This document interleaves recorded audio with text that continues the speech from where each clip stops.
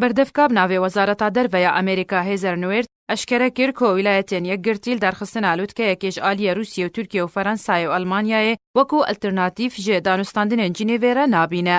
نوێرد دێ کۆنگرێکی ڕۆژنەمەڤانی دەگوت جی کۆ ئەلترناتیف ji جینێڤێرە نینن و سەربار کرد کۆ ئەو یەک تەنێ نەمونەیەکە دیە و سەدەمەکە ji بۆ تەکەزی لەسەر پابەندی بە پرۆسا جینێڤێ کۆ ئەو ڕێکاتەکانەیە یا ئەکتیڤ ji بۆ پێکانîna hilhefatineke siyasî demdirêj li Sûriyê.